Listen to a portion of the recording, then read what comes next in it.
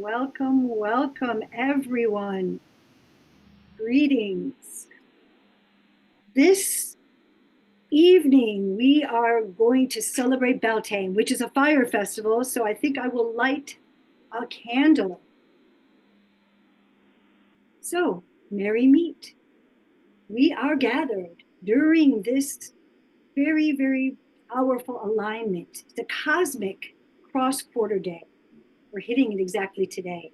And it's actually a bridge that sort of happened last night and early this morning.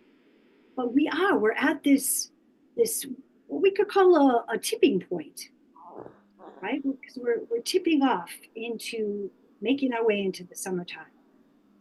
And I love to put these kinds of charts up for us so that we can see where we are in the wheel of the year, to kind of give us a perspective, to see how far we've come and how far we have to go. And of course, it's never really just a circle, because it feels like a spiral, doesn't it? And every year it's always a little bit different. And I put this, I found this wonderful little thing here. Whoops, let's go that way. This is an actual chart here of the cosmic dates, because we're always thinking about what is the fixed date. That's what the calendars tell us. But this is a really great chart. You might want to screen share this, or what do you call it? Take a picture of it so that you have it for the rest of the year. Tonight, in honor of Beltaine, we enact our own sacred wedding. Yes, the Alchemical Wedding. It's a powerful symbol of balance and unity, reflecting the Hermetic principle, as above, so below. Metaphor of the great work. The great work, a process of seeking to achieve wholeness and spiritual self-realization through integration and transformation. The Alchemical Wedding is often depicted as the sacred marriage. The Hieros Gamos, the holy marriage between king and queen.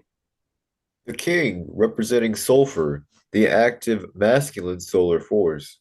And Mercury, the receptive feminine moon force. This union results in the creation of the philosopher's stone. The Alchemical Wedding is depicted as a mystical journey of initiation, with many tests providing spiritual teachings along the way. I love how the various phases of initiation come alive in the symbolic allegory of the chemical wedding of Christian Rosenkreuz. That's so true. The tell in this Rosicrucian text, it illustrates the 7 stages of purification, which requires the seeker to embrace and integrate all the aspects of the self, including the shadow, to achieve the ultimate unity, which ultimately leads to enlightenment. This union must include death and rebirth, where the little self and the true divine self merges. I'm sorry, the little self dissolves and the true divine self emerges.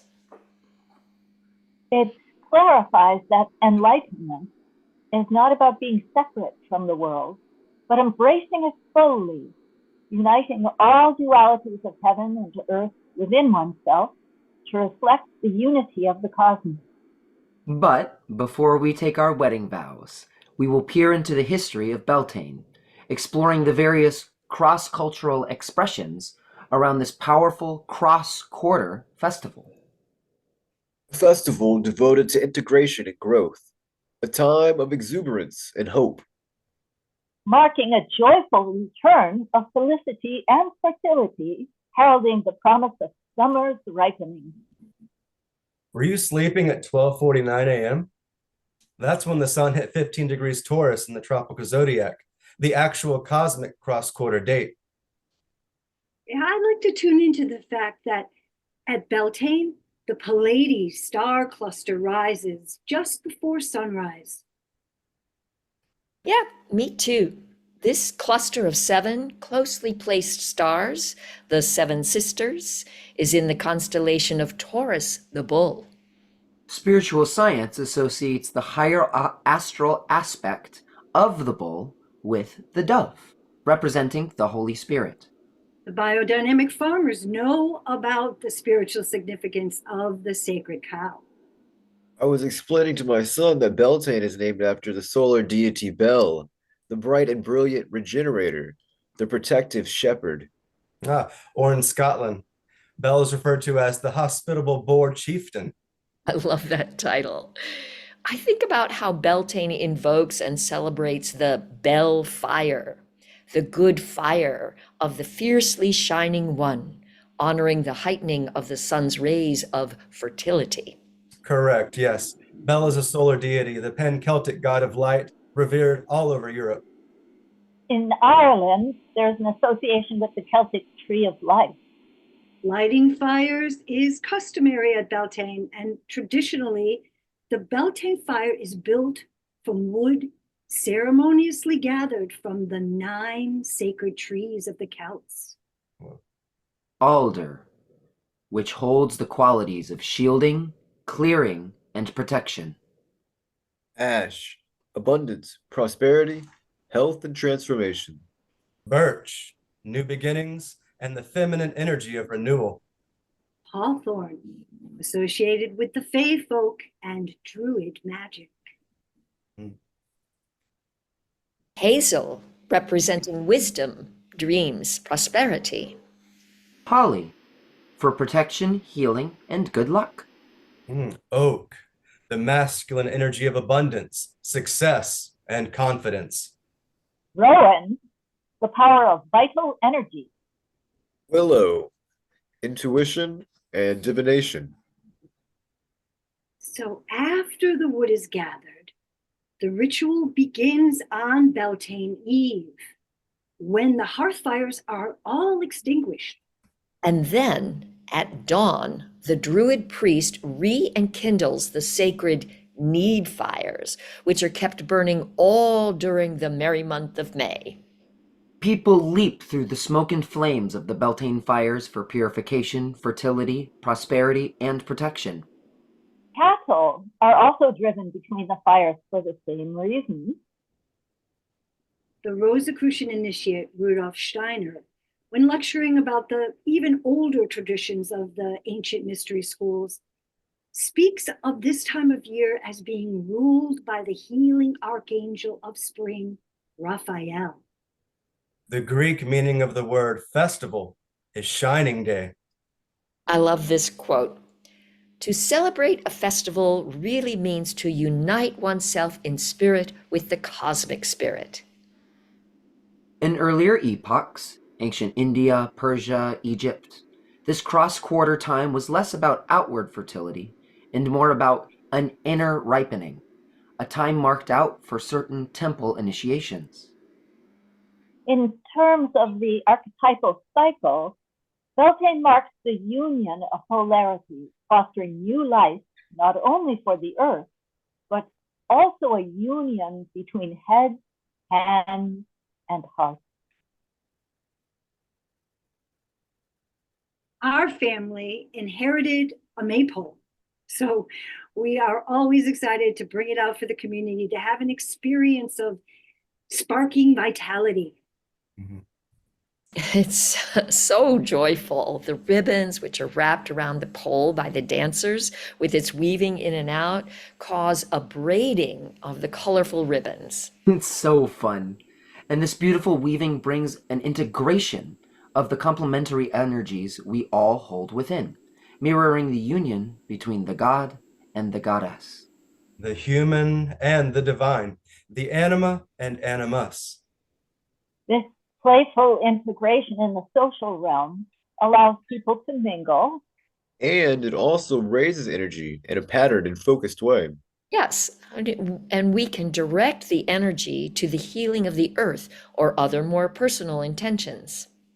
Since the Middle Ages, Beltane is a traditional time for hand fastings. That's a union of a year and a day, right?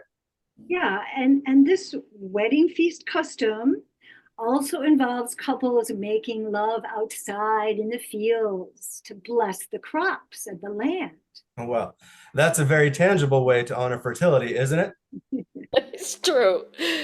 And I heard that Beltaine is a Celtic version of the Greco-Roman festival called Floralia, honoring the goddess Flora and the blossoming of spring into summer. That's right. It's a festive celebration associated with vines, olives, fruit trees, and honey-bearing plants. I'm really intrigued with Cernunnos, the earthly god force present at Beltaine. Isn't he depicted as a triple god? Yes, he represents the green man, the great father, and is a nature deity.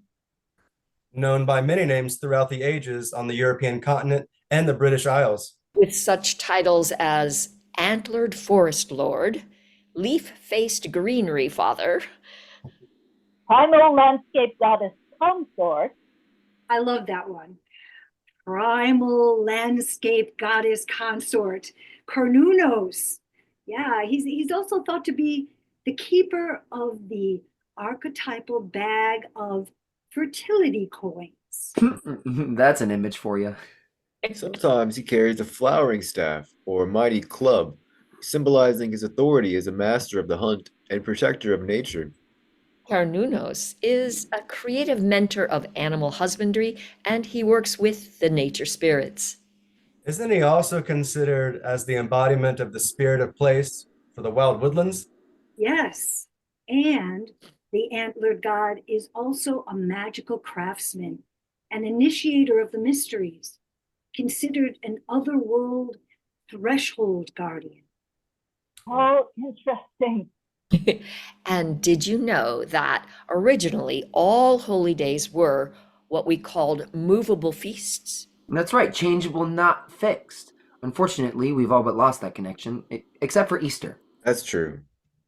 Back in the 1st century, when the human being was still acting as a vessel for the gods, the feast days were defined by the condition of the crops and the fertility of the animal kingdom, which of course is variable. And these signs were determined under the command of a priestess of the oracle, pronouncing the augury from her Sibylline scrolls with the purpose of gaining blessings from the gods over the tender blossoms. For many centuries, festive games, bringing folks out from their winter hibernations, were played in honor of the Earth Mother with pantomime and street theater.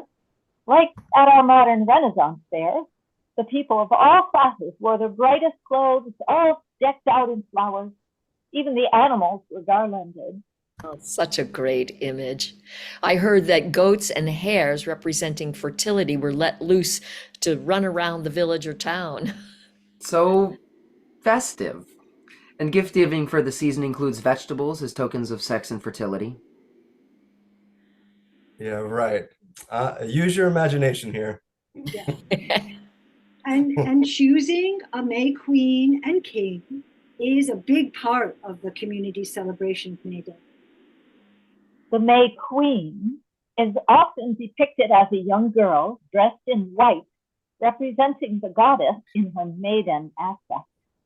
The merry month of May and the word maiden both come from the same source, a word which simply means young.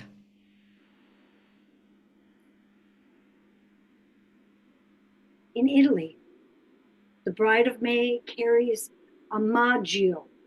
This is a green branch garlanded with ribbons and fresh fruits and lemons. And in some English villages, the maiden is called Maid Marian, as this is considered Robin Hood's holiday. Right. And anyone who went out into the woods and found a branch of flowering hawthorn would carry it triumphantly into the village. This is a tradition of bringing in the May to announce the start of the planting season. But beware, since bringing hawthorn into the house also invites the fairies in, and some of the wee folk can be tricksters, so it's important to have good intent. In Eastern Europe, A young man goes into the woods on May Eve, digs up a young flowering tree, decorates it with ribbons and colored eggshells, and plants it outside the bedroom window of his sweetheart. In Scandinavia and Germany, May trees are important for both people and animals. They are set up right beside the barn door, sometimes one for each animal in the stable. And often flowers are given as messages. Plum for the glum, elderly for the surly, thorn for the prickly, and pear for the popular. When I was growing up, my Italian strega nonna on my father's side would celebrate May Day by she'd tie lemons and ribbons around the flowering branches of our dogwood tree. And she would laugh and she'd say, God dog, God dog. We called her Grandma Goodwitch. And she told us that if you want to remove the malocchio, a curse, you must place pins in the form of a cross into a lemon for protection. You might want to try that. She also said that in Italy, maypoles are called trees from the land of milk and honey. Since the village elders they tie prosciutto and mozzarella cheeses and money dangling from putting these treasures, dangling them up from the top of the maypole.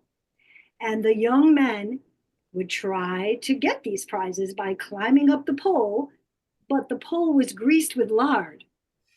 So eventually the grease wears off and the one who gets the prize earns the right to become king, the consort to the Queen of the May. What a picture. A similar custom is found in Wales, I think. And in English villages, the maypole is often decorated with a broom or brush and brought in from the woods with young maidens riding astride it. And this broom is often used in the hand fasting rites for the year. The couples jump the broom to cross the threshold into their new life together. In ancient Ireland, where my mother's folk are from, I've heard tell that the flowering ash tree is the sacred guardian tree of all of the Emerald Isles.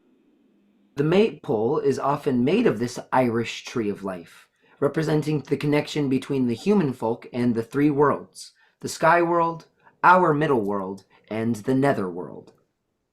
Yes, in some towns and villages, a mummer called Jack in the Green, drawing from the Green Man, wears a costume made of leaves, and he dances around the maypole. Such a great image. The role of the Green Man is all about the regreening of the world.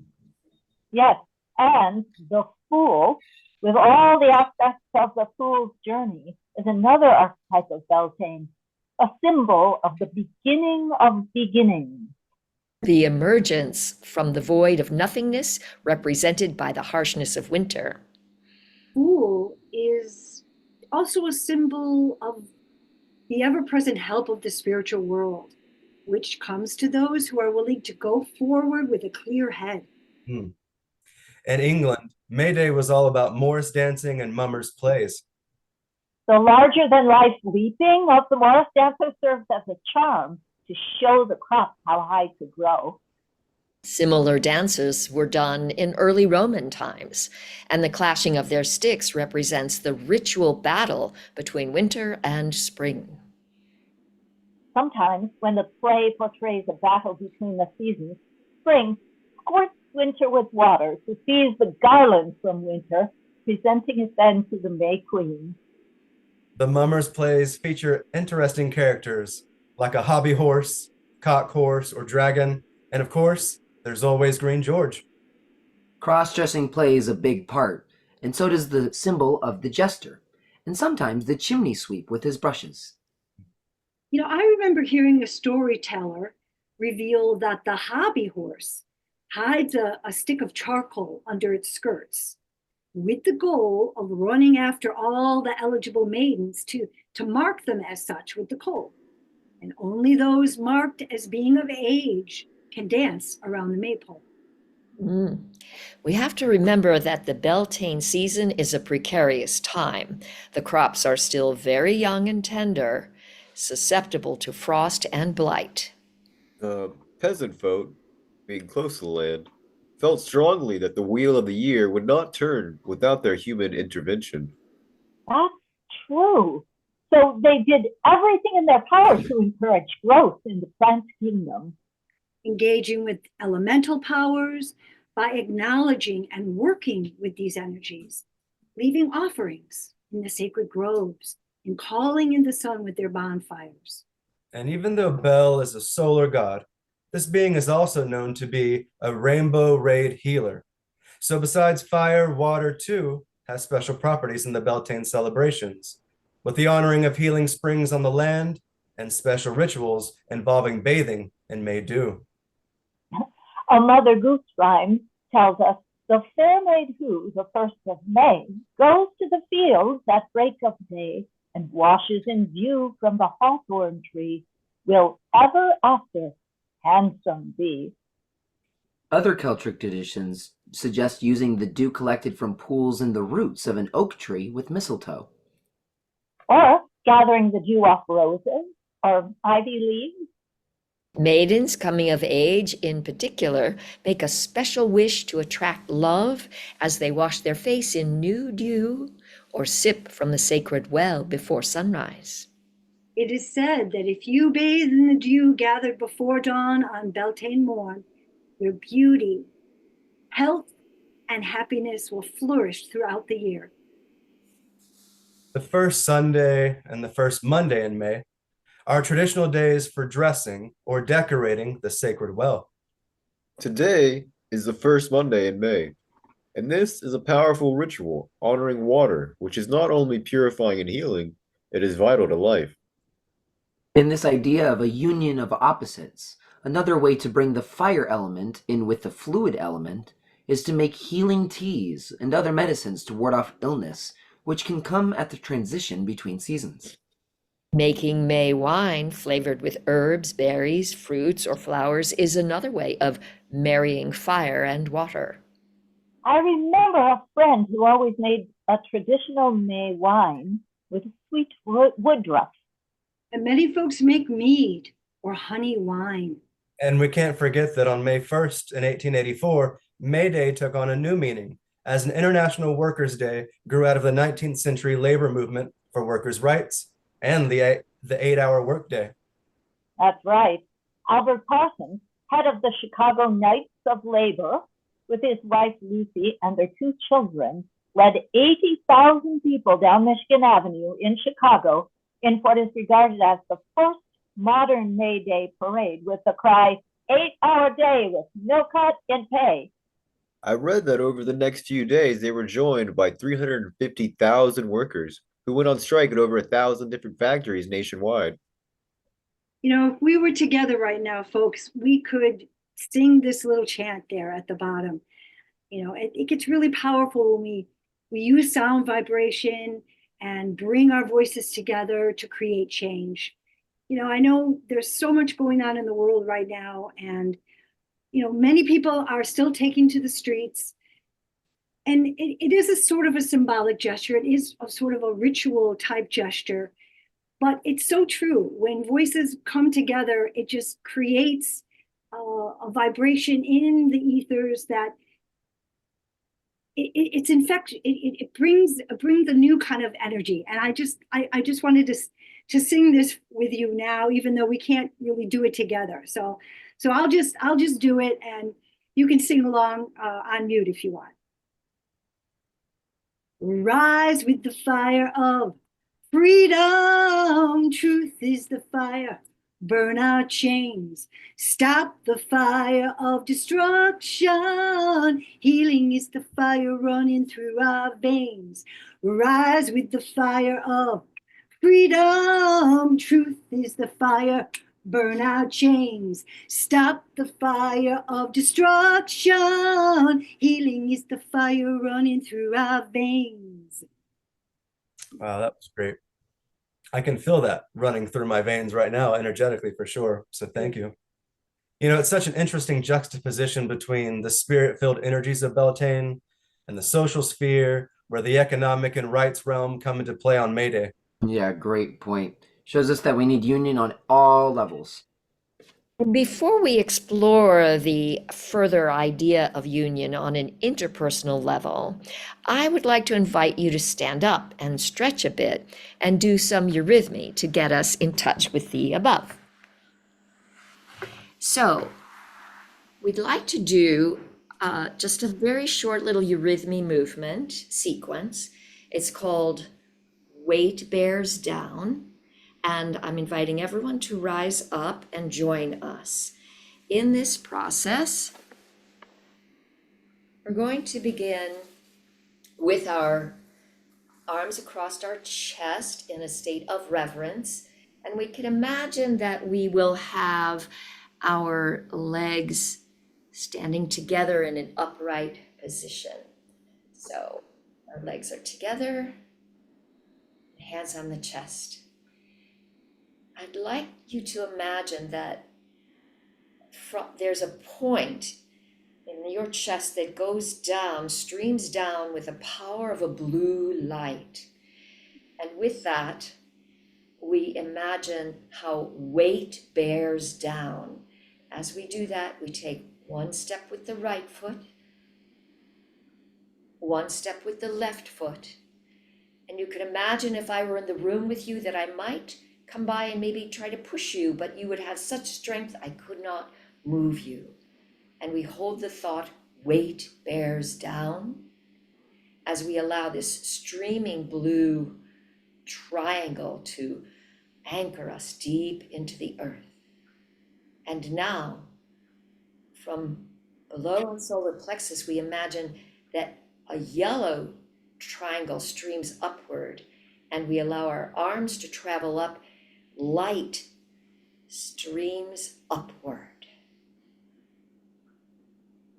And holding this yellow triangle with light streaming upward, blue triangle with weight bearing down, we form in the middle a green diamond of force. And this is, in the middle, I hold the balance. And now we'll try that 2 more times.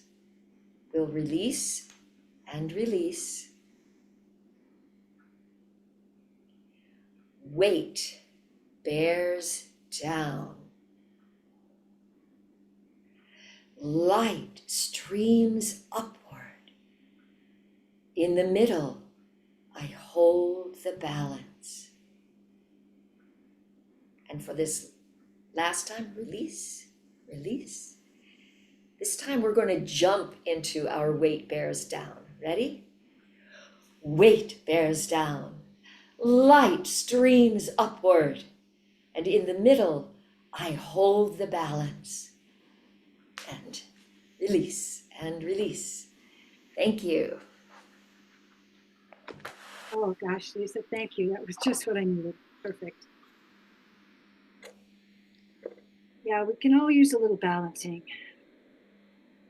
Friends, as we stand on the greening earth, bringing our prayers and intentions for new growth into our actions, we can also rise in our thinking to meet the cosmic forces, the inspiration and origin of our fertility.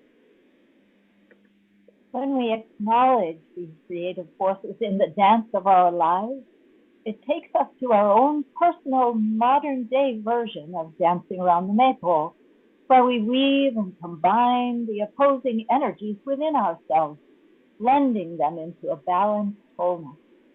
Our body, like the body of the earth, instinctively knows it's Beltaine, the time of vitality and passion for new growth.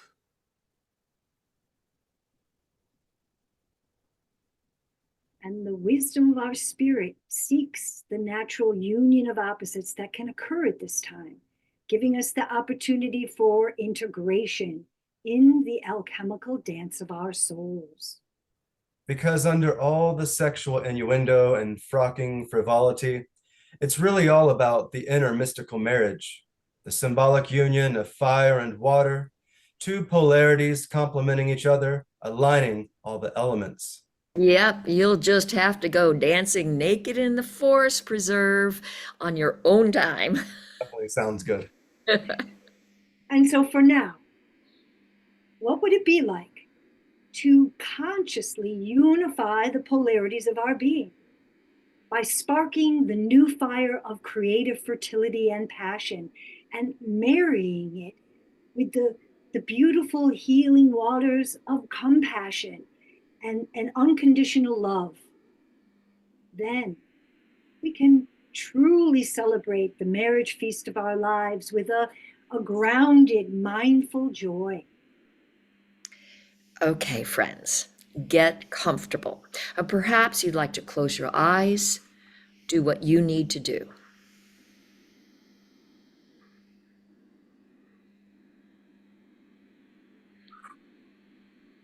Yeah, I always find that it's a good idea to start anything by taking a nice deep breath. We come into life through our breath, don't we? Yes, so embrace the air that embraces you. Feel it fill you with life force. And as you listen to the words vibrating between us in the ethers we share, experience how that life force is flowing through your whole being. And let your attention expand, opening yourself to yourself. What would it be like to cultivate a union with the above and the below? Through union, we awaken. Through union, we build a foundation. In union, we take action. In union, our heart is open. And in this place of unity, what if you could marry yourself? What parts of yourself would you wed? What are your strengths? What are your talents? What are your tools? Who are your spiritual allies? We can use this season of fertile gifts to become more integrated and whole. Yes. So don't forget to consider those parts of yourself that are separated off, parts that perhaps you treat as an enemy. So while honoring your strengths and gifts, also look into the shadows and embrace those parts of you that need polishing. Looking within, seeing ourselves in all our parts, visiting light, exposing shadow. You may ask, where is there longing in me? Longing for connection self with self. Longing for fulfillment, self in self. Longing for union, self to self. Is there a yearning, a thirsting? Are there fragments of your identity that are waiting for completion? You are the alchemist, the artist, the angel, bringing possibility into reality, uniting opposites, seeking union. Calling upon the magic of your own life force. What needs healing? Using your tools, calling upon the support of your spiritual allies, of the elements of mystery, drawing on the fertility of your abundant creativity. Where in the self will you bring consummation? What marriage can you make in order to stand whole unto yourself? Is there a gesture, a motion, a movement, or a secret whispered word that can help you integrate self to self?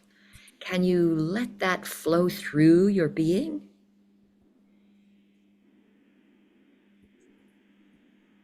Know this: your personal alchemical marriage takes courage, knowledge and voyage, the self, an integration of your highest destiny. So, what do you want to wed? What do you want to shed? What will you grow in your seed bed? And what are your marriage vows? What are your not allowed? What power will your wedding arouse?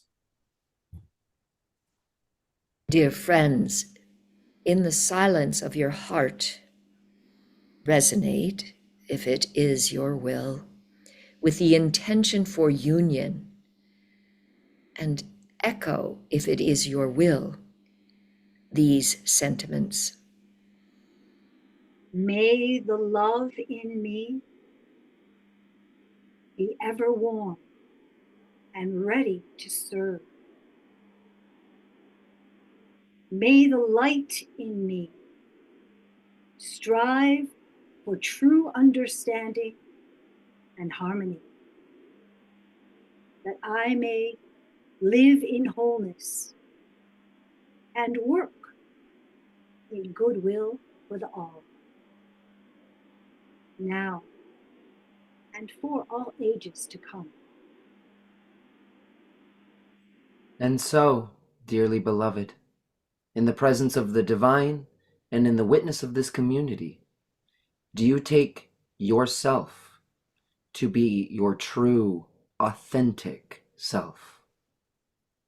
Do you promise to love yourself with an affirming devotion, care for yourself with tenderness, seek to strengthen yourself, comfort, and encourage yourself? To share the good times and the hard times, ever seeking to be integrated and whole.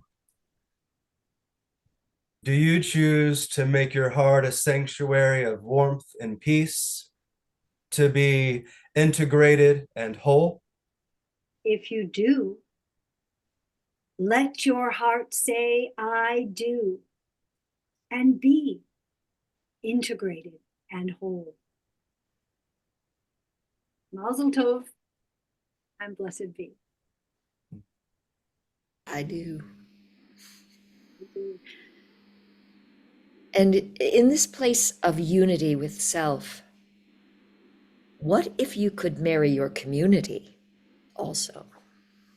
What does your perfect community look like? What is your role there? Who is working in community with you? What communities are you part of now? Call them up in your mind's eye. Think of the communities that speak to you. How do those communities feed you?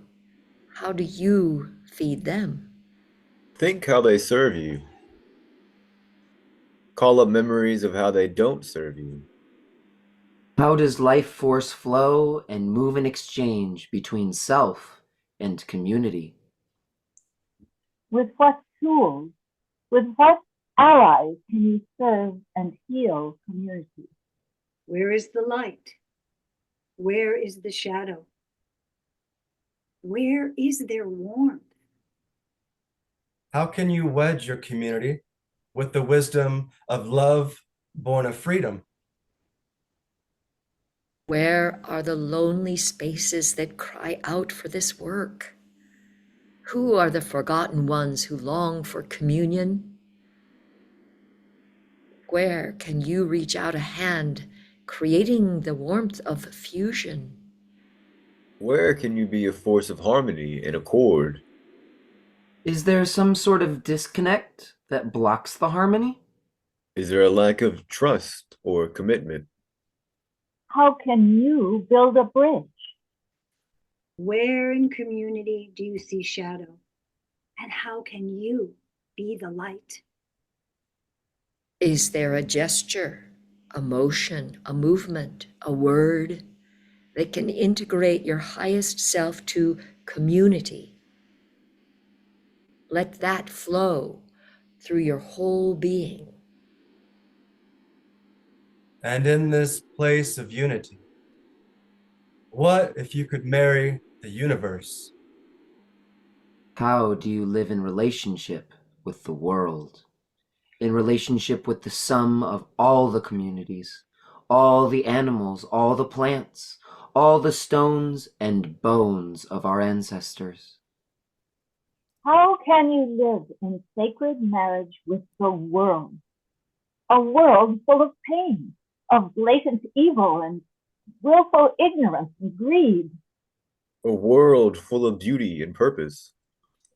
Experience shows that when I am able to love myself enough to cultivate forgiveness, the world is full of joy and possibility. How can we nurture and heal the universe as the universe nurtures and holds us? And are you willing to give life force to life force, to be connected in a circle of life, feeding life, life force, feeding life force?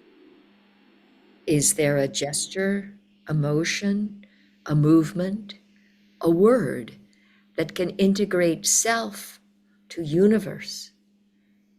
Let that flow through your being. And as you flow, imagine building a nurturing matrix in the heart of a rising phoenix, a mystic union stronger than steel and bricks, a marriage of ethics and prowess. We are here in a place of unity, a place beyond time and space, a sacred marriage, self to self, self to community, self to universe. Standing whole unto ourselves, we are strong and full of possibility. We are ripening. Union calls to union as self reaches towards exchange. Coming together, I am whole. In coming together, you are whole. In coming together, we are one. We are one marriage of all that is best within. We are the union of our combined talents and gifts. We are the blending of all the colors and textures of spirit. We are the art of the universe. As whole human beings, committed to community, we are the hope of the universe. We are the ones we have been waiting for. We are the ones. Let us intertwine with the world, bringing the gifts of healing, of synthesis, of connection. We are betrothed to Mother Earth, and we are aligned with the stars. We are the kiss between heaven and earth. Let our conjoined lips taste the first fruits of this season of resurrection, the sweet abundance of our shared nuptial bliss. May this community of faith witness this sacred attunement to bring healing and wholeness to our Mother Earth, consecrating through our thoughts, words, and deeds our sacred marriage. Self to self, self to community, self to universe, life force to life force. Let the sacred love dance of the gods and goddesses within begin. Let the wedding of heaven and earth, the bridal feast of the true, authentic self begin. Let the organic betrothal in wedded bliss begin. A celebration of creation, a union in true communion. Self to self, parts become one. Earth to sky and moon to sun, first fruits, bless this union. Celebrate the gifts that come. Yes, dearly beloved, receive the kiss of your higher self as you symbolically jump the broom, stepping into your highest destiny, actively taking up the great work of your alchemical wedding. And so now, dear friends, with this new sense of self, ever transforming, you are invited to dance the first dance, and Hazel will provide the song. So get up on your feet. That's right. Open-minded, wholehearted, hands-on faith. Let all you do be done in the wisdom of love. Open-minded, wholehearted, hands-on faith. Let all you do be done in the wisdom of love. Open-minded, wholehearted, hands-on faith. Let all you do be done in the wisdom of love. Open-minded, wholehearted, hands-on faith. Let all you do be done in the wisdom of love.